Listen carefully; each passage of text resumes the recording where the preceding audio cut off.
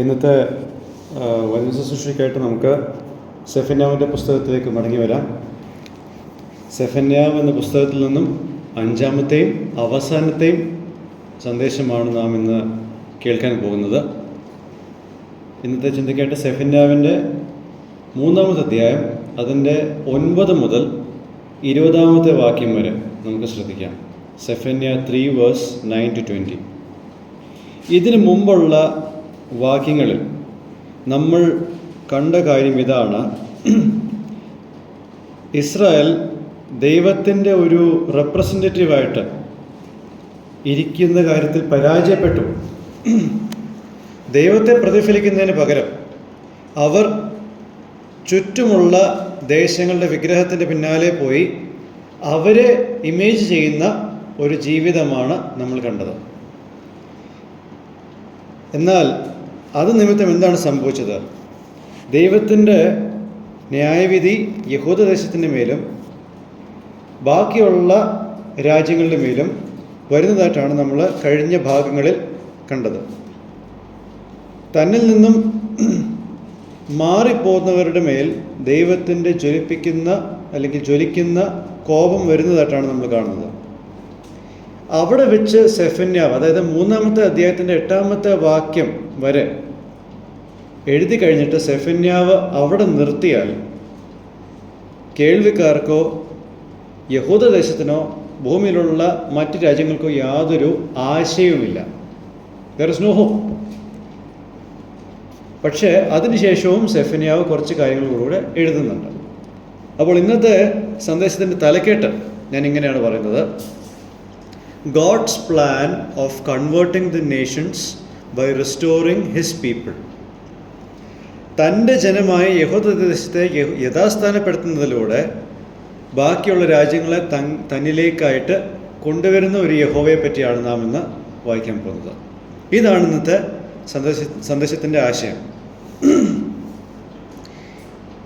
ഞാൻ നേരത്തെ പറഞ്ഞതുപോലെ ശിക്ഷാവിധിയുടെ സന്ദേശത്തോടു കൂടിയിട്ട് ഈ പുസ്തകം അവസാനിക്കുന്നെങ്കിൽ യഹൂദദേശത്തിനോ നമുക്കോ യാതൊരു പ്രത്യാശയുമില്ല.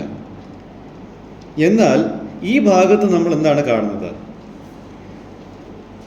അയോഗ്യരായിട്ടുള്ള എല്ലാവരുടെ മേലും ദൈവത്തിൻ്റെ കൃപ എത്തിച്ചേർന്നു എന്നുള്ളത് നമ്മൾ കാണുന്നുണ്ട്.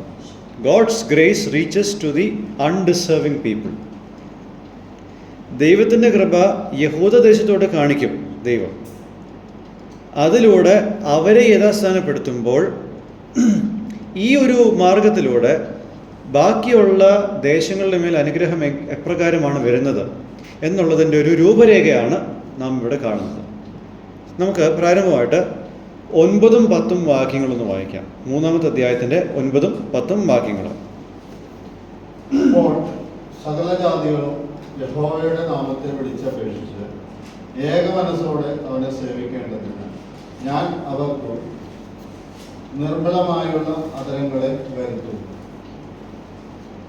കൂശ നദികളുടെ അക്കരെ നിന്നും തൻ്റെ നമസ്കാരികൾ എൻ്റെ ചിതറിപ്പോയവരുടെ സഭ തന്നെ എനിക്ക് വഴിപാട് കൊണ്ടു. ഓക്കെ, ഇവിടെ ബാക്കി ജാതികളായിട്ടുള്ള രാജ്യങ്ങളെ തന്നിലേക്ക് കൊണ്ടുവരാനുള്ള ദൈവത്തിൻ്റെ ഉദ്ദേശത്തെ ദൈവം വിളംബരം ചെയ്യുന്നു. ദൈവം അബ്രഹാമിനെ ഊറിൽ നിന്നും പുറത്തേക്ക് കൊണ്ടുവരുമ്പോൾ ദൈവം എന്താണ് അബ്രഹാമിനോട് വാഗ്ദത്തം ചെയ്തത്? അബ്രഹാമിൻ്റെ സന്തതികളിലൂടെ ദൈവം ലോകത്തിലുള്ള എല്ലാ കുടുംബങ്ങളെയും അനുഗ്രഹിക്കും. അതാണ് അവിടെ പറഞ്ഞിരിക്കുന്ന കാര്യം. അപ്പോൾ അവിടെ ദൈവം അത് പറയുമ്പോൾ അതൊരു ഭാവി റെഫറൻസിനോടുള്ള ബന്ധത്തിലാണ് പറഞ്ഞിരിക്കുന്നത്. ഇവിടെ ദൈവം എന്താണ് പറയുന്നത്? ഇവരുടെ അധരത്തെ ശുദ്ധീകരിക്കും. അതായത് ശുദ്ധിയില്ലാത്ത അധരമുള്ള ജനതയെ ദൈവം മാറ്റി ശുദ്ധിയുള്ള അധരമുള്ള ജനങ്ങൾ ആക്കി തീർക്കും. സകല ദേശങ്ങൾക്കും അശുദ്ധിയുള്ള അധരമാണുള്ളത്. കാരണം എല്ലായ്പ്പോഴും ദൈവങ്ങളല്ലാത്ത വിഗ്രഹങ്ങളെ ആരാധിച്ച് അവരുടെ വാക്കുകൾ, അധരങ്ങൾ ഇപ്പോൾ എന്തായി തീർന്നു? അശുദ്ധി നിറഞ്ഞതായിട്ട് തീർന്നിരിക്കുന്നു. എന്നാൽ ദീർഘക്ഷമയും മഹാദയവുമുള്ള ദൈവം മുൻകൈയെടുത്ത് ഈ ജനത്തിൻ്റെ അല്ലെങ്കിൽ ഈ ജനങ്ങളുടെ അധരത്തെ ശുദ്ധീകരിക്കുന്നു. എന്തുകൊണ്ടെന്നാൽ ഈ ദേശങ്ങളിലുള്ള എല്ലാവരെയും ഏകോപിപ്പിച്ച് യൂണിഫൈ ചെയ്ത് ഒരു ജനതയാക്കി മാറ്റുന്നു. നമ്മൾ ഇംഗ്ലീഷിലത് വായിക്കുമ്പോൾ to serve him shoulder to shoulder, 9ാമത്തെ വാക്യത്തിൽ അങ്ങനെയാണ് നമ്മൾ കാണുന്നത്. തോളോട് തോൾ നിന്ന് ഒരുമിച്ച് ദൈവത്തെ സേവിക്കുന്ന ഒരു ഗ്രൂപ്പ് ആക്കാനാണ് ദൈവത്തിൻ്റെ ആഗ്രഹം. The aim of God in redeeming the world is that He seeks to unify mankind separated by language and nation into one covenant people belonging to God. നമുക്കറിയാം, ബാബേൽ സംഭവത്തിൽ ഉൽപ്പത്തി 11 ഓൾറെഡി പാപത്തിലായിരിക്കുന്ന ആൾക്കാർ പിന്നെയും ഭാഷ മൂലം ചിതറിപ്പോയത് എന്തുകൊണ്ടാണ്? അവരവരുടെ പാപത്തിൽ തുടർന്നത് കൊണ്ടാണ്. ദൈവത്തിൻ്റെ ഇഷ്ടം എന്തായിരുന്നു? അവർ ചിതറിപ്പോണം, ഭൂമിയിലൊക്കെയും പരക്കണം എന്നുള്ളതായിരുന്നു. പക്ഷെ അവരുടെ ആ ഐക്യം ദൈവത്തിന് വിരോധമായിട്ട് പ്രവർത്തിക്കാൻ ആരംഭിച്ചപ്പോൾ ദൈവം അവരുടെ ഭാഷകളെ കലക്കി അവരെ ചിതറിച്ചു. ഇപ്പോൾ ദൈവം എന്താണ് പറയുന്നത്? ഭാഷയുടെയും രാജ്യത്തിൻ്റെയും വേർതിരിവ് ഉണ്ടായിരിക്കുന്ന മനുഷ്യകുലത്തെ ഏകോപിപ്പിച്ച് ഒരു ജനത, തനിക്ക് വേണ്ടിയിട്ടുള്ള ഒരു ജനത, അതാണ് ദൈവം വിഭാവന ചെയ്യുന്ന കാര്യം. അതാണ് 9ഉം 10ഉം വാക്യങ്ങളിൽ നമ്മൾ കാണുന്ന സത്യം. ആ ഒരു ആശയമാണ് നമുക്കും ക്രിസ്ത്യാനികൾ എന്ന നിലയിൽ ഉണ്ടാവേണ്ടത്. നമ്മൾ മനസ്സിലാക്കേണ്ട ഒരു കാര്യം, ക്രിസ്തീയ വിശ്വാസം ഒരു ഭൂപ്രകൃതിയിൽ നിന്നും സ്വാധീനിക്കപ്പെട്ട മറ്റ് ഭൂപ്രകൃതിയിലും ആ സംസ്കാരത്തെ അടിച്ചേൽപ്പിക്കുന്ന ഒരു വിശ്വാസമല്ല. ക്രിസ്തീയ വിശ്വാസത്തിൻ്റെ ഉറവിടം നമ്മൾ നോക്കിയാൽ ഇസ്രായേലിൽ നിന്നാണ്. എന്നാൽ ഇന്ത്യയിൽ ക്രിസ്തീയ വിശ്വാസം പ്രാക്ടീസ് ചെയ്യുന്ന ഏതെങ്കിലും ഒരു ഭാഗം യഹൂദ ആചാരങ്ങളോ അല്ലെങ്കിൽ അവരുടെ അനുഷ്ഠാനങ്ങളോ ഭക്ഷണക്രമങ്ങളോ എല്ലാം ചെയ്യുന്നതായിട്ട് നമുക്ക് കാണാൻ സാധിക്കുന്നുണ്ടോ? ഇല്ല. എന്നാൽ മറ്റ് രാജ്യങ്ങളുടെ അല്ലെങ്കിൽ മറ്റ് മതങ്ങളുടെ ഒക്കെ ഉള്ള സവിശേഷത ഇതാണ്, അവരെവിടെയൊക്കെ ഉണ്ടോ അവരുടെ തനതായ സംസ്കാരത്തെ മറ്റുള്ളവരുടെ മേൽ അടിച്ചേൽപ്പിക്കാനുള്ള അല്ലെങ്കിൽ അവിടെ ഇംപ്ലിമെൻ്റ് ചെയ്യാനുള്ള ഒരു ശ്രമം പല സ്ഥലങ്ങളിൽ നടക്കുന്നതായിട്ട് നമ്മൾ കാണുന്നുണ്ട്. എന്നാൽ ക്രിസ്തീയ വിശ്വാസം അതല്ല. ദൈവത്തിന് സംസ്കാരങ്ങളുടെ ഒരു പരിധി ഇല്ല, ഭാഷയുടെ പരിധിയില്ല. അതായത് ഇന്ന ഭാഷയെ പ്രാർത്ഥിച്ചാലേ ദൈവത്തോട് ബന്ധപ്പെടുവാൻ സാധിക്കത്തുള്ളൂ എന്നുള്ള ഒരു പരിധി ബൈബിളിലെ ദൈവത്തിനില്ല. ദൈവം എല്ലാവരെയും ഒരുപോലെയാണ് കാണുന്നത്. തനിക്ക് വേണ്ടിയിട്ട് ഒരു ജനത, മനുഷ്യനെ മനുഷ്യനായിട്ട് കണ്ട് മനുഷ്യനിൽ നിന്നും ഒരു ജനതയെ തനിക്കായിട്ട് താൻ എടുക്കുന്നു. ഈ ഒരു വീക്ഷണമാണ് നമുക്കും എല്ലായ്പ്പോഴും ഉണ്ടാവേണ്ടത്. ഒരു ആപ്ലിക്കേഷൻ എന്ന നിലയിൽ ഞാൻ ഇതാണ് പറയാൻ ഉദ്ദേശിക്കുന്നത്. Our mission activities must be global in our aim. നമ്മൾ ക്രിസ്തീയ ശുശ്രൂഷയിൽ ഏർപ്പെടുമ്പോൾ, പ്രത്യേകിച്ച് സുവിശേഷീകരണത്തിൽ ഏർപ്പെടുമ്പോൾ, നമ്മളുടെ ഒരു വീക്ഷണം സാർവത്രികമായിട്ട് വേണം നമ്മൾ ചെയ്യാൻ. അല്ലാതെ ഞാൻ മലയാളിയാണ്, ഞാൻ മലയാളികളെ മാത്രമേ സുവിശേഷം കേൾപ്പിക്കത്തുള്ളൂ, ബാക്കിയുള്ള ആൾക്കാരുടെ ആത്മാവിനെ പറ്റി എനിക്ക് യാതൊരു ചിന്തയുമില്ല, അങ്ങനെ ചിന്തിക്കാൻ പറ്റത്തില്ല. ദൈവത്തിന് മലയാളിയെന്നോ തമിഴെന്നോ ഒന്നും വ്യത്യാസമില്ല. മനുഷ്യൻ എന്നുള്ള ഒറ്റ കാര്യത്തിൽ മാത്രമേ ദൈവം നോക്കുന്നുള്ളൂ എങ്കിൽ അത് തന്നെയാണ് നമുക്കും. ഈ ദൈവത്തിനെയാണ് നമ്മൾ ആരാധിക്കുന്നതെങ്കിൽ നമ്മുടെ വീക്ഷണം അത് തന്നെയായിരിക്കണം. As we do that, God wants us to view others of different nationality as He views them. ദൈവം എപ്രകാരം മറ്റ് രാജ്യങ്ങളിലെ ആൾക്കാരെ കാണുന്നു അതുപോലെ തന്നെ നമ്മൾ അവരെയും കാണണം. കാരണം അവരും നമ്മളും ഇതേ ദൈവത്തിൻ്റെ നാമത്തെ വിളിച്ചപേക്ഷിക്കാൻ പോകുന്നു, ഒരേ മനസ്സിൽ, തോളോട് തോൾ ചേർന്ന്. അങ്ങനെയെങ്കിൽ നമ്മളും അവരും ദൈവത്തിൻ്റെ കണ്ണിൽ ഒരുപോലെയാണെന്ന് നമ്മൾക്കും ബോധ്യമാകണം. പലപ്പോഴും നമുക്ക് പറ്റാത്തതും അതാ. കേരള ബ്രദറിൽ നിന്നൊക്കെ എന്തൊക്കെ പറയുമ്പോൾ ഊറ്റം കൊള്ളുന്ന ഒരു തരം ബിഹേവിയറാണ് നമ്മളിൽ പലർക്കും ഉള്ളത്. അതെന്താ? ഈ ലോകത്ത് ദൈവജനം എന്ന് പറയുന്ന മലയാളികൾ മാത്രമേ ഉള്ളൂ, അല്ലെങ്കിൽ ഈ ഒരു ചെറിയ സംസ്ഥാനത്തിലുള്ളവർ മാത്രമേ ഉള്ളൂ. അല്ല. അതിനപ്പുറമായിട്ട് ഒരു ജനത ദൈവത്തിനുണ്ട് എങ്കിൽ നമ്മളും അതുപോലെ തന്നെ ഗ്ലോബലായിട്ട് തന്നെ ചിന്തിക്കണം. ഇനി ഇതാണ് ദൈവത്തിൻ്റെ പദ്ധതി. ലോകത്തുള്ള എല്ലാ ജാതികളിൽ നിന്നും തനിക്കായിട്ടുള്ള ഒരു ജനത. അപ്പോൾ ആ ജനതയെ തന്നിലേക്ക് കൊണ്ടുവരാനുള്ള ആദ്യ പടി എന്താണ്? അതാണ് നമ്മൾ 10-ാമത്തെ വാക്യത്തിൽ കണ്ടത്. 10-ാമത്തെ വാക്യം നോക്കാവോ? ഒന്നുകൂടെ വായിച്ചേ.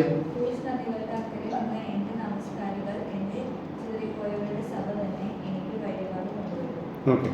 അപ്പോൾ ബാക്കിയുള്ള ദേശങ്ങളെ റീച്ച് ഔട്ട് ചെയ്യണമെങ്കിൽ ദൈവം ആദ്യം ചെയ്യുന്നത് താൻ തന്നെ അനേക ദേശങ്ങളിലേക്ക് ചിതറിച്ച തൻ്റെ ജനത്തെ തിരികെ കൊണ്ടുവരണം. ഇവിടെ ഈ ഈ ജോഗ്രഫി ഒന്ന് നോക്കിക്കേ. യഹൂദ ദേശത്തിൻ്റെ ജനത എവിടെയൊക്കെ ചിതറിപ്പോയോ അവിടെ എല്ലാം കവർ ചെയ്തിട്ടുള്ള ഒരു പരാമർശമാണ് ഇവിടെ രേഖപ്പെടുത്തിയിരിക്കുന്നത്. See, God addresses the ones whom he dispersed as my dispersed ones. എൻ്റെ ചിതറിപ്പോയവർ എന്ന രീതിയിലാണ് അവരെ അഭിസംബോധന ചെയ്യുന്നത്. അവർ ചിതറിപ്പോയത് എന്തുകൊണ്ടാണ്? ദൈവത്തോട് പാപം ചെയ്തുകൊണ്ട്. എന്നിട്ടും ദൈവം പിന്നെയും അവരുടെ പിന്നാലെ പോകുന്നു. അവർ എൻ്റെ ജനതയാണെന്നും പറഞ്ഞ് ദൈവമാണ് അവരുടെ പിന്നാലെ പോകുന്നത്. അവർ ദൈവത്തിൻ്റെ പിന്നാലെ വരുന്നതല്ല. ദൈവത്തിന് യോഗ്യമാവണ്ണമുള്ള യാഗങ്ങളുമായിട്ട് അവർ വരും. അപ്പോൾ ഇവിടെ നമ്മൾ കാണുന്ന ഒരു കാര്യമുണ്ട്. അബ്രഹാമിനോട് ദൈവം ചെയ്യുന്ന ഉടമ്പടിയിലെ ദൈവത്തിൻ്റെ ഭാഗം ദൈവം ഇവിടെ പൂർത്തിയാക്കുന്നുണ്ട്. ഓക്കെ. അപ്പോൾ ആദ്യത്തെ പടി ഞാൻ പറഞ്ഞല്ലോ, തൻ്റെ ജനതയായ യഹൂദ ദേശത്തെ തിരികെ കൊണ്ടുവരുന്നതിലൂടെയാണ് ഈ പ്ലാൻ നടപ്പിലാക്കുവാൻ പോകുന്നത്. അതാണ് ആദ്യത്തെ സ്റ്റെപ്പ്. രണ്ടാമത്തെ സ്റ്റെപ്പ് നമ്മൾ കാണുന്നത് 11 മുതൽ 13 വരെയുള്ള വാക്യങ്ങളിലാണ്. അത് വായിക്കാം.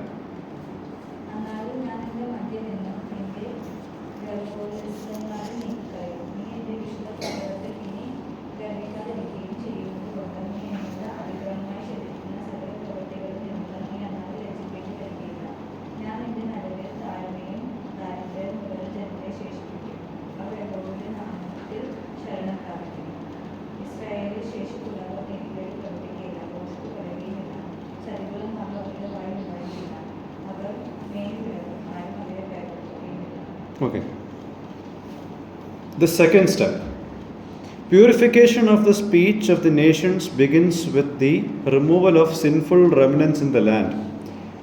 ജാതികളുടെ ഇടയിലുള്ള മലിനമായിട്ടുള്ള അധരങ്ങളെ ശുദ്ധീകരിക്കുന്നതിൻ്റെ രണ്ടാമത്തെ പടി എന്ന് പറയുന്നത് ദേശത്തിൽ തിരികെ വന്ന ശേഷിപ്പിൽ നിന്നും പാപത്തിൻ്റെ അംശങ്ങളെ നീക്കി മാറ്റുന്നതാണ്. അതാണ് നമ്മൾ ഈ 3 വാക്യങ്ങളിൽ കാണുന്നത്. അതായത് മറുതലിച്ചിട്ടാണ് ഇവർ അങ്ങോട്ട് പോയത്. ഇവരെ തിരികെ കൊണ്ടുവരുമ്പോൾ എന്ത് മറുതലിപ്പിൻ്റെ കാരണങ്ങളാണ് അവരിൽ പിന്നെയും ഉള്ളത്? അവരിൽ നിന്നും ഈ വ്യക്തികളെ അതിൻ്റെ നാണക്കേടിനെ ദൈവം നീക്കി മാറ്റും. അപ്പോൾ ദൈവം തന്നോട് പാപം ചെയ്തവരോട് താൻ പിന്നെയും നന്മ കാണിക്കുമ്പോൾ എന്താണ് അവിടെ സംഭവിക്കുന്നത്?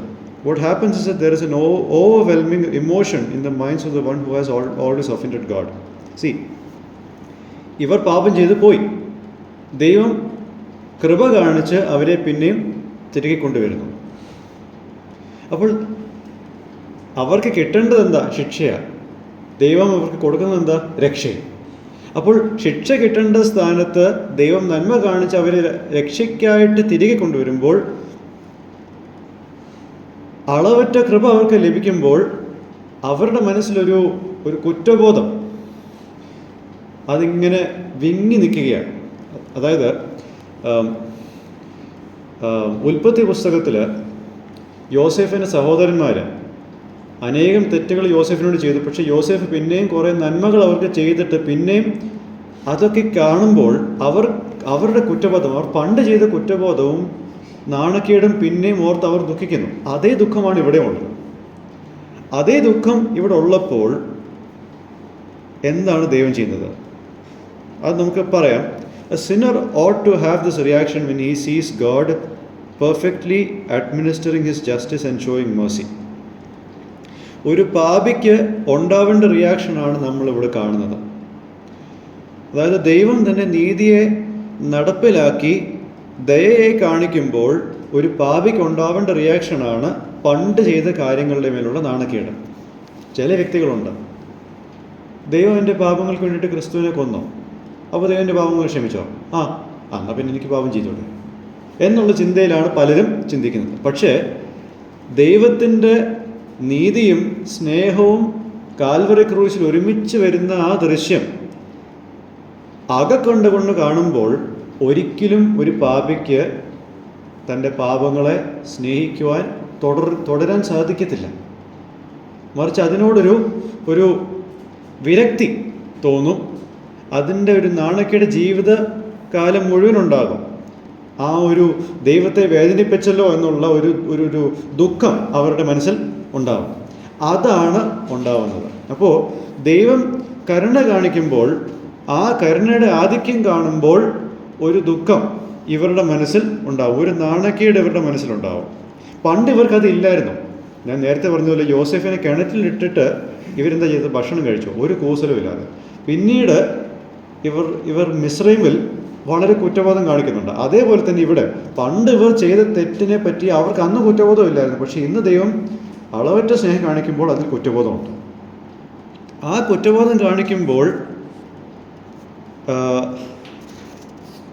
ദൈവം അവരുടെ ഷെയിമിനെ, അവരുടെ നാണക്കേടിനെ മാറ്റും.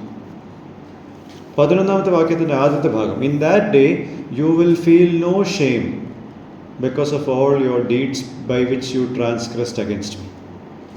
അന്ന് നിങ്ങൾ എന്നോട് ചെയ്ത കാര്യങ്ങൾ, ഞാൻ നിങ്ങളോട് കരുണ കാണിക്കുന്ന ദിവസം നിങ്ങൾക്ക് ആ കാര്യത്തിൽ ഒരു നാണക്കേടും ഇനി ഉണ്ടാകത്തില്ല. അപ്പോൾ ഒരു യഥാർത്ഥ ദൈവമകന് ഒരിക്കലും ദൈവത്തിൻ്റെ സ്നേഹത്തിനെ മുഖാമുഖം കാണുമ്പോൾ അവരുടെ പാപങ്ങളെ തുടർന്ന് സ്നേഹിക്കുവാൻ കഴിയത്തില്ല. അതൊരു വസ്തുതയാണ്. ഒരിക്കലും ഒരു കുത്തലില്ലാതെ ആ ഒരു കാര്യത്തെ കാണാൻ സാധിക്കത്തില്ല. They now feel the pinch of the shame of being associating or facing a holy God with the shameful deeds that they have committed. അതായത് എല്ലാം അറിയാവുന്ന ദൈവത്തിന് മുമ്പിൽ നിൽക്കുമ്പോൾ ഒരു യാഥാർത്ഥ്യ ബോധത്തോടു കൂടിയിട്ടാണ് ഇവർ നിൽക്കുന്നത്. ഈ ദൈവത്തിന് എന്നെപ്പറ്റി എല്ലാം അറിയാം, എന്നിട്ടും എന്നെ സ്നേഹിക്കുന്നു എന്ന് പറയുമ്പോൾ ഒരു കുത്തലുണ്ടല്ലോ, അതാണ് ഇവിടെ നമ്മൾ കാണുന്നത്. രണ്ടാമതായിട്ട് 11-ാമത്തെ വാക്യത്തിൻ്റെ 2-ാമത്തെ ഭാഗത്ത്, God will remove the proud ones who dare to show their pride to God in the holy mountain. 11-ാമത്തെ വാക്യത്തിൻ്റെ 2-ാമത്തെ ഭാഗത്ത്, നിങ്ങളുടെ ഇടയിൽ അഹങ്കാരികളായിട്ടുള്ള ആൾക്കാരുണ്ട്.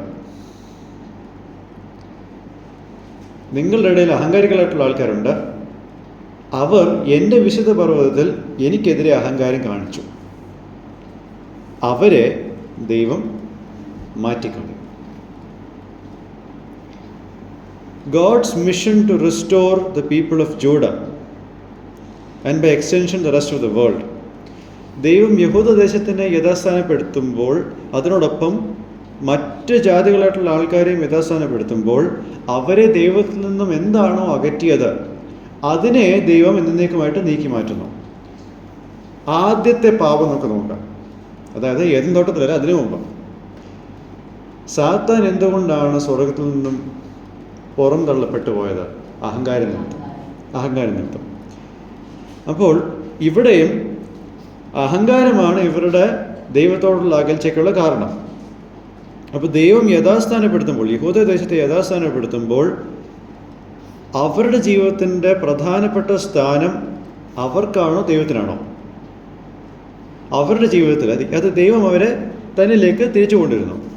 അങ്ങനെ വരുമ്പോൾ അവരുടെ ജീവിതത്തിലെ ഏറ്റവും ഇമ്പോർട്ടൻ്റ് ആയിട്ടുള്ള സ്ഥാനം അത് ആർക്കായിരിക്കും? അവർക്ക് തന്നെയാണോ അതോ ദൈവത്തിനാണോ? ദൈവത്തിന്. ആ സ്ഥാനത്തിലേക്ക് ദൈവം വരണമെന്നുള്ളതാണ് ദൈവത്തിൻ്റെ ആഗ്രഹം. See, one cannot come back to God trying to find their existence and identity in themselves and in defiance against God. ദൈവത്തിനോട് മറുതലിച്ച് ദൈവത്തിൽ നിന്നും സ്വതന്ത്രരായി സ്വന്തം ജീവിതത്തിൻ്റെ സ്വന്തം കർത്താവായിട്ട് ഇരുന്നു കൊണ്ട് ദൈവത്തിനടുക്കിലേക്ക് തിരികെ വരുവാൻ സാധിക്കത്തില്ല. അതാണ് ഇവിടെ പറയുന്നത്. അപ്പോൾ ഇവരുടെ ഇടയിൽ അങ്ങനെ സ്വന്തം ഇഷ്ടപ്രകാരം ജീവിച്ച് ദൈവത്തിന് വിരോധമായിട്ട് കൈ ഇങ്ങനെ പിടിച്ച് ജീവിക്കുന്ന ആൾക്കാരെ ദൈവം വാഴിക്കത്തില്ല, അവരെ മാറ്റും. ഇനി അടുത്തതായിട്ട് ദൈവം ചെയ്യുന്നത് എന്താ? God will leave in the land of Judah the exact opposite of what was removed by God. 12ാമത്തെ വാക്യത്തിൽ ദൈവം നേരത്തെ നീക്കി മാറ്റിയിരുന്നു, പല ആൾക്കാരും നീക്കി മാറ്റിയിരുന്നു. അതിന് നേരെ വിരോധമായിട്ട് അല്ലെങ്കിൽ ഓപ്പോസിറ്റ് ആയിട്ടുള്ള ആൾക്കാരെയാണ് ദൈവം ഈ ദേശത്ത് ആക്കി വെക്കുന്നത്. 12ാമത്തെ വാക്യത്തിൽ ആരെയാണ് ദൈവം ആക്കി വെക്കുന്നത്? 11ാമത്തെ വാക്യത്തിൻ്റെ അവസാനം ആരെ നീക്കി മാറ്റുന്നു? അഹങ്കാരികളെ നീക്കി മാറ്റുന്നു. ആരെ 12ാമത്തെ വാക്യത്തിലാക്കി വെക്കുന്നു? താഴ്മയുള്ളവരെ ആക്കി വെക്കുന്നു. ദൈവത്തിൻ്റെ സമൂഹത്തിൽ അഹങ്കാരികൾക്ക് എന്തില്ല? സ്ഥാനമില്ല. ദൈവം നമ്മൾ തിരികെ കൊണ്ടുവരുമ്പോൾ അവിടെ അഹങ്കാരമല്ല, താഴ്മയാണ് അവിടെ ഉണ്ടാവുന്നത്. See, God will place humble people in the midst of the land and they will seek refuge in the name of the Lord. അവർ ദൈവത്തിൻ്റെ നാമത്തിൽ അവരുടെ അഭയത്തെ കണ്ടെത്തും. See, it is necessary for God to change our heart from self-reliance to reliance on God. സ്വയ ആശ്രയത്തിൽ നിന്നും ദൈവത്തിലുള്ള ആശ്രയത്തിലേക്ക് നമ്മളെ പരിവർത്തനം ചെയ്യുക എന്നുള്ളത് ഒരു ആവശ്യകതയാണ്. കാരണം ദൈവത്തെ കാണേണ്ടതുപോലെ കാണണമെങ്കിൽ സ്വയ ആശ്രയം മാറി ദൈവത്തിലുള്ള ആശ്രയം ഉണ്ടായേ പറ്റൂ. അപ്പോൾ ദൈവം നേരത്തെ യഹൂദദേശത്തിൻ്റെ മുകളിൽ ഉണ്ടാവാൻ പോകുന്ന ശിക്ഷാവിധിയെപ്പറ്റി ഒരു വിളംബരം നടത്തിയപ്പോൾ അവിടെ താഴ്മയുള്ളവരോട് എന്താണ് ദൈവം പറഞ്ഞത്? ഒരു എക്സോർട്ടേഷനായിട്ട് നമുക്ക് ഇതിനു മുമ്പ് നമ്മൾ വായിച്ച ഒരു ഭാഗമുണ്ട്. 2-ാമത്തെ അധ്യായത്തിൻ്റെ 3-ാമത്തെ വാക്യം. തിരികെ നമുക്ക് ആ ഭാഗത്തേക്ക് പോകാം.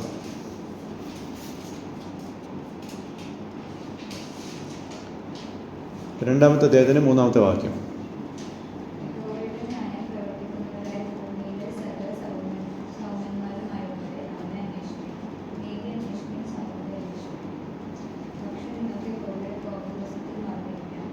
ഓക്കെ.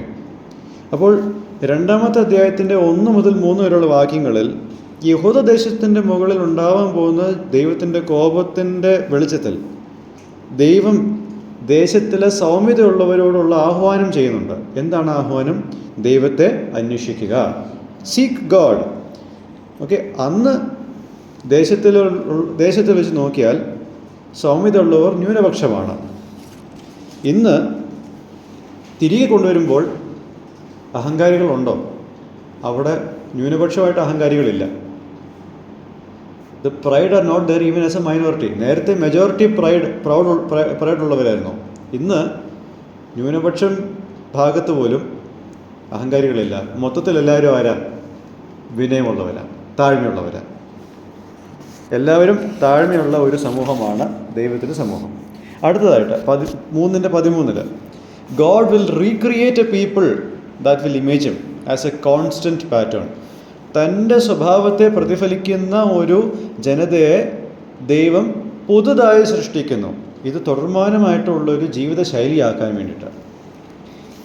ഇസ്രായേലിൽ ബാക്കിയുള്ളവർ ഇനി അനീതിയിലും കളവിലും വ്യാജത്തിലും തുടർന്നു പോകുന്ന ഒരു ജനതയായി ഇരിക്കത്തില്ല.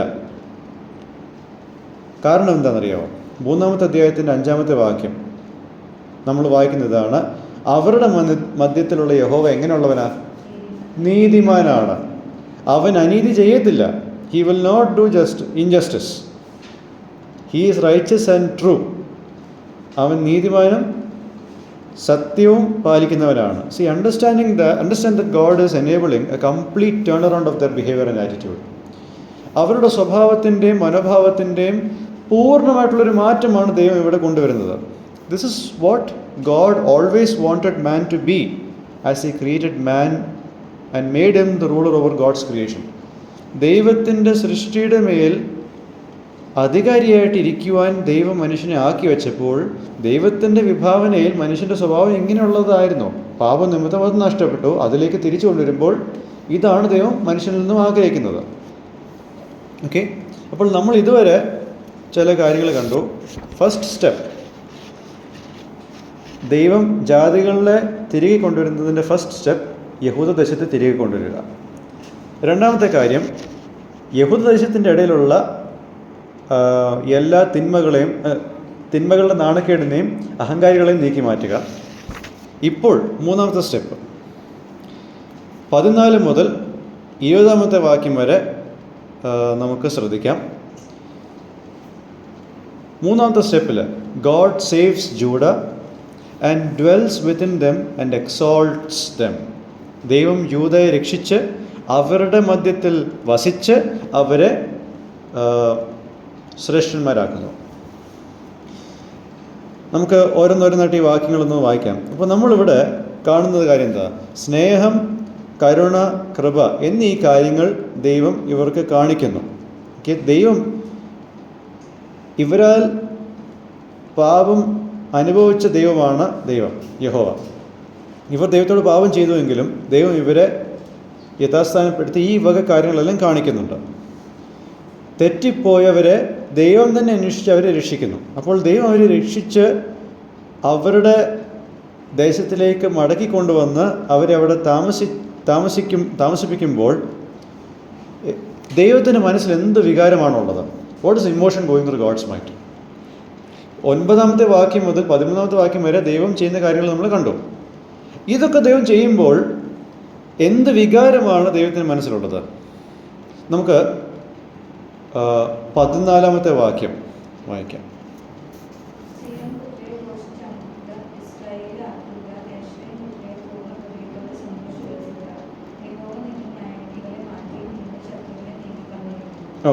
ഓക്കെ ഇത്രയും കാര്യങ്ങൾ, അതായത് ഇവരെ യഥാസ്ഥാനപ്പെടുത്തുകയും ഇവരുടെ ഹൃദയങ്ങളെ ദൈവം മാറ്റുകയും ചെയ്യുമ്പോൾ he does it with so much of Joy.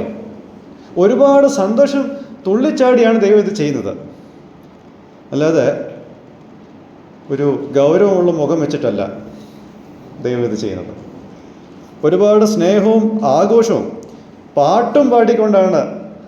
അപ്പോൾ ആ പാട്ടിൽ ഇവരെയും ദൈവം വിളിക്കുക, join me in singing, join me in celebrating, I am doing this, join me, ഇത് ഞാൻ ചെയ്യുന്നുണ്ട്, എൻ്റെ കൂടെ വരിക. അപ്പോൾ ദൈവം ഇവരുടെ മധ്യത്തിൽ വസിക്കുന്നു, യെരുശലേമിൻ്റെ മധ്യത്തിൽ താമസിക്കുന്നു എന്നുള്ളതാണ് ഈ 15 വാക്യത്തിൽ നമ്മൾ കാണുന്നത്. ഓക്കെ, നമുക്കൊരു കാര്യം ചെയ്യാം. 15 മുതൽ 17 വരെയുള്ള വാക്യങ്ങളൊന്ന് വായിക്കാം.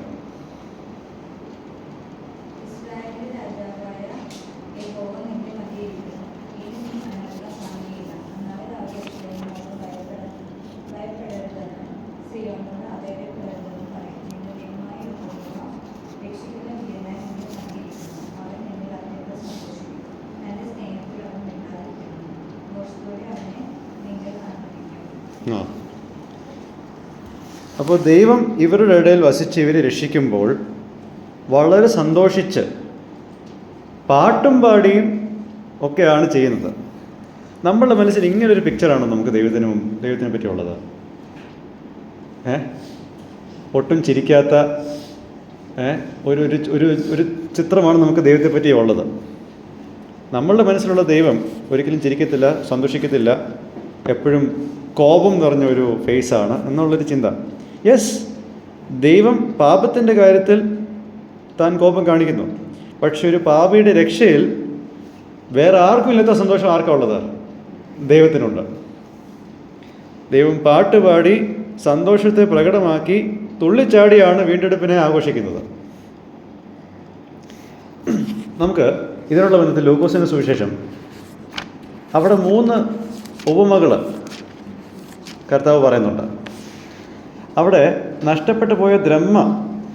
ഓക്കെ, ഞാൻ പണ്ടൊക്കെ അത് വായിക്കുമ്പോഴുണ്ടല്ലോ, 10 വാക്യം പ്രത്യേകിച്ച്, സ്വർഗത്തിലെ ദൈവദൂതന്മാരുടെ സാന്നിധ്യത്തിൽ സന്തോഷമുണ്ട്. ഒരു പാപി മാനസാന്തരപ്പെടുമ്പോൾ ദൈവത്തിൻ്റെ ദൂതന്മാരുടെ സാന്നിധ്യത്തിൽ സന്തോഷം. അപ്പം ഞാൻ പണ്ട് വായിച്ചപ്പോൾ വിചാരിച്ചത് ദൂതന്മാർ സന്തോഷിക്കുകയാണ്. പക്ഷെ അതല്ല, ദൈവമാണ് അവിടെ സന്തോഷിക്കുന്നത്. ഈ മുടിയൻ പുത്രൻ്റെ കഥയിൽ ഈ വീട്ടിൽ ഇളയ മകൻ തിരിച്ചു വന്നപ്പോൾ അവിടുത്തെ ആഘോഷങ്ങൾക്ക് നേതൃത്വം വഹിക്കുന്നതാരാ? അപ്പനാണ്. അവിടെ പാട്ടുണ്ട്, ഡാൻസുണ്ട്, എല്ലാം ഉണ്ട്. അത് ഇവിടുത്തെ ഒരു കണക്ഷനാണ് നമ്മൾ കാണേണ്ടത്. ഞാൻ പറഞ്ഞല്ലോ, അവിടെ ആ 3 ഉപമകളും അവസാനിക്കുന്നത് ഒരു ആഘോഷത്തിലാണ്. നഷ്ടപ്പെട്ടു പോയതിനെ തിരികെ കിട്ടിയതിൻ്റെ ഒരു ആഘോഷം. അപ്പോൾ അവിടെ പറയുന്ന എല്ലാ ഉപമകളുടെയും കണക്ഷൻ നമുക്കിവിടെ 3-ാമത്തെ അധ്യായത്തിൻ്റെ 17-ാമത്തെ വാക്യത്തിൽ കാണാൻ സാധിക്കുന്നുണ്ട്. അതുകൊണ്ടാണ് ആ ഉപമകളിൽ ഇങ്ങനെ വരുന്നത്. ഓക്കെ, ഇനി നമുക്ക് 18-ാമത്തെ വാക്യം കാണാം. ഇവിടെ 18-ാമത്തെ വാക്യം വായിക്കുന്നതിന് മുമ്പ് അവിടുത്തെ ഒരു തലക്കെട്ട് ഞാൻ പറയാം. The response to such an over the top celebration by God and his redemptive work in the life of Judah. ഇതുപോലൊരു ആഘോഷം ദൈവം ചെയ്യുമ്പോൾ, ദൈവം യഹൂദ ദേശത്തിൻ്റെ ജീവിതത്തിൽ ഒരു വീണ്ടെടുപ്പ് സാധ്യമാക്കുമ്പോൾ അതിനോടുള്ള പ്രതികരണം ആണ് നമ്മളിവിടെ കാണുന്നത്. ദൈവം ഇങ്ങനെ ആഘോഷിക്കുന്നു. So what should people do? 18-ാമത്തെ വാക്യം നോക്കാം.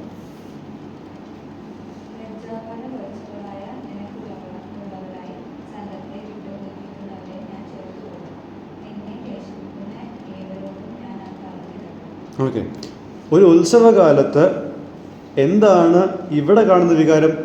18-ാമത്തെ വാക്യത്തിൽ ഉത്സവകാലത്ത് ചിലവർ എന്താ ചെയ്യുന്നത്?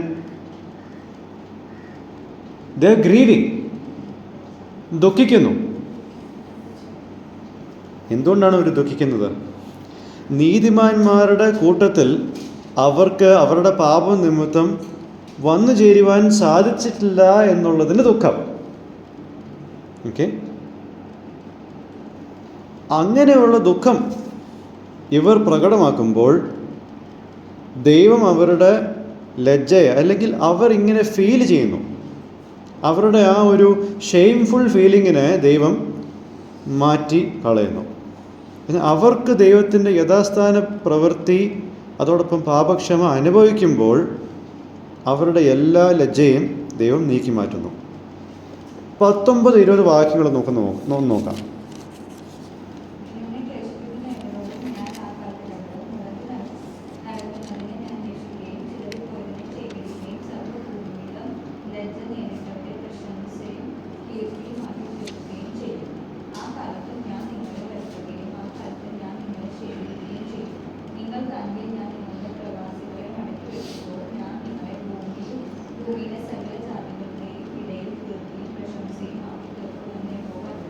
അപ്പോൾ ഈ 2 വാക്യങ്ങളിൽ 4 കാര്യങ്ങളാണ്. ദൈവം ഇസ്രായേൽ ശത്രുക്കളോട് ഇടപെടും, അവരുടെ മുടന്തരെ ദൈവം രക്ഷിക്കും, പുറത്തെറിയപ്പെട്ടവരെ ദൈവം തിരികെ കൊണ്ടുവരും, അവരുടെ ലജ്ജയെ മാറ്റി അവർക്ക് പ്രസിദ്ധിയും നന്മയും വരുത്തും. അപ്പോൾ ഇങ്ങനെയൊക്കെ ദൈവം പറയുമ്പോൾ ഹൗ ഷുഡ് ഇസ്രായേൽ റെസ്പോണ്ട്? എങ്ങനെയായിരിക്കണം ഇസ്രായേൽ ഇതിനോട് പ്രതികരിക്കേണ്ടത്? By mirroring the same emotions that God is exhibiting. ദൈവം ഇവിടെ സന്തോഷത്തോടെ അവരെ യഥാസ്ഥാനപ്പെടുത്തുമ്പോൾ ആ സന്തോഷം ഇവരും കാണിക്കണം. ദൈവം യഥാസ്ഥാനപ്പെടുത്തി ഇവരെ സന്തോഷത്തോടെ, അതായത് തന്നെ ഒഫൻഡ് ചെയ്തവരെ ദൈവം സന്തോഷത്തോടെ സ്നേഹിച്ച് അവരെ യഥാസ്ഥാനപ്പെടുത്തുന്നു. 17-ാമത്തെ വാക്യത്തിൽ ആർത്തുല്ലസിച്ച് പാട്ടും പാടിയാണ് ദൈവം ചെയ്യുന്നത്. So what is he saying here? Enter into the joy of the Lord. കർത്താവ് സന്തോഷിക്കുന്ന കാര്യത്തിൽ ഇവരും പ്രവേശിക്കണം. Not with a weeping mind. അതായത് പാപം ചെയ്തവർ സ്നേഹം അനുഭവിക്കുമ്പോൾ അവരുടെ പ്രവണതയാണ് അവരുടെ പാപങ്ങളെപ്പറ്റി കൂടുതൽ കരയുക എന്നുള്ളത്, വിച്ച് ഇസ് നാച്ചുറൽ. പക്ഷേ ദൈവം പറയുന്നത് നിങ്ങളുടെ പാപത്തെ പറ്റിയുള്ള കാര്യത്തിൽ നിന്ന് നിർത്തും, നിങ്ങളിനി സന്തോഷിക്കാൻ ആരംഭിക്കും. Don't continue crying. Yes, you are crying, I know that. But stop crying and join with me. അതാണ് ആ മുടിൻപുത്രൻ്റെ കഥയിൽ ഇളയ മകൻ അവിടെ വീടിൻ്റെ അവിടെ എത്തുന്നവരെ കരച്ചിൽ, അതിനുശേഷം പിന്നെ താൻ കരയുന്നതായിട്ട് നമ്മൾ കാണുന്നില്ല. He's also enjoy. അതാണ് ഇവിടെയും കാണുന്നത്. ഇസ്രായേലിനോടും 14-ാമത്തെ വാക്യത്തിൽ പാട്ടും പാടി ഉച്ചത്തിൽ നിലവിളിച്ച് സന്തോഷിച്ച് അവരുടെ പൂർണ്ണ ഹൃദയത്തോടെ ഇതെല്ലാം ചെയ്യാനാണ് ദൈവത്തിൻ്റെ ആഹ്വാനം. Why should they rejoice? എന്തിനാണ് ഇപ്രകാരം സന്തോഷിക്കുന്നത്? കാരണം യഹോവ അവരുടെ മധ്യത്തിൽ ഉണ്ട് എന്നേക്കുമായിട്ട്. God is joyful at your repentance to salvation. നിങ്ങളുടെ രക്ഷയ്ക്കായിട്ടുള്ള മാനസാന്തരത്തിൽ പരിഭവം പറയുന്നവനല്ല ദൈവം. ദൈവം അതിൽ സന്തോഷിക്കുന്നു. Enter in this joy. അവൻ്റെ സന്തോഷത്തിലേക്ക് പ്രവേശിക്കുക. അപ്പോൾ ദൈവം ഇസ്രായേലിനെ യഥാസ്ഥാനപ്പെടുത്തി പാപക്ഷമ കൊടുത്ത് അവരുടെ ഇടയിൽ വസിച്ച് അവരെ ഉയർത്തുമ്പോൾ അവൻ എന്താണ് ഉറപ്പ് വരുന്നത്? അവരിലൂടെ ദൈവം തന്നെ മശീഹയെ ഈ ഭൂമിയിൽ കൊണ്ടുവരും. ആ വരുന്ന മശീഹയിലൂടെ ദൈവം ലോകത്തെ രക്ഷിക്കും, ലോകത്തെ ദൈവം അനുഗ്രഹിക്കും. അങ്ങനെ ഇസ്രായേലിലും ജാതികളുടെയും ഇടയിൽ ഒരു ആട്ടിൻകൂട്ടം ഉണ്ടാവും, കർത്താവായിരിക്കും അവരുടെ ഇടയൻ ആയിട്ട് ഇരിക്കുന്നത്. സോ ടു കൺക്ലൂഡ്, ഈ പുസ്തകം നമ്മൾ ഇവിടെ അവസാനിപ്പിക്കുമ്പോൾ ഒരു കൺക്ലൂഷനായിട്ട് ഞാനിത് പറയാൻ ആഗ്രഹിക്കുന്നു. God's plan in the world is the creation of His people for Himself. ഈ ലോകത്തിലുള്ള ദൈവിക പദ്ധതി എന്താണെന്ന് ചോദിച്ചാൽ തനിക്കായിട്ട് ഒരു ജനതയെ സൃഷ്ടിക്കുക എന്നുള്ളതാണ്. നമ്മൾ മനസ്സിലാക്കേണ്ടത് യഹൂദ ദേശത്തിൻ്റെ പാപത്തിനോടുള്ള ബന്ധത്തിൽ ദൈവത്തിൻ്റെ ബാലശിക്ഷയും അവരെ തങ്ങളുടെ ദേശത്തേക്ക് തിരികെ കൊണ്ടുവരുന്നതും അവരുടെ പാപങ്ങളെ ക്ഷമിക്കുകയും അവർക്ക് വീണ്ടും ജനനം നൽകുകയും ഇതെല്ലാം ചെയ്യുമ്പോൾ ദൈവം അതിനു മുമ്പ് അബ്രഹാമിന് കൊടുത്ത ഉടമ്പടിയെ പൂർത്തീകരിക്കുകയാണ്. ആ ഉടമ്പടി തന്നെയാണ് നമ്മൾ രക്ഷയുടെ ഒരു രൂപരേഖയായിട്ട് മാറുന്നത്. That covenant itself is a blueprint of how God will redeem sinful humanity to himself. അങ്ങനെ ആ ഉടമ്പടി നിവൃത്തിയാകുന്നതിലൂടെ ഉൽപ്പത്തി 3:15 ദൈവം സർപ്പത്തെ പറ്റി പറഞ്ഞ കാര്യം എന്താ? സ്ത്രീയുടെ സന്തതി സർപ്പത്തിന് തലയെ തകർക്കുമെന്നുള്ള കാര്യം. അപ്പോൾ ഇതെല്ലാം ഒരു കണക്ഷനായിട്ടാണ് നമ്മൾ കാണേണ്ടത്. ഓക്കെ, അങ്ങനെ സെഫന്യാവിൻ്റെ പുസ്തകം നമ്മൾ ഇവിടെ അവസാനിപ്പിക്കുകയാണ്. ഇത് ഒരുപാട് ആത്മീകമായിട്ടുള്ള ലെസൺസ് നമുക്ക് തന്നു. ദൈവം നമ്മളെ അത് പ്രാക്ടീസ് ചെയ്യുവാൻ സഹായിക്കട്ടെ എന്ന് ആഗ്രഹിക്കുകയും പ്രാർത്ഥിക്കുകയും ചെയ്തുകൊണ്ട് ഞാൻ ഈ വാക്കുകൾ നിർത്തുന്നു. ദൈവനാമം മഹത്വപ്പെടുമാറാകട്ടെ.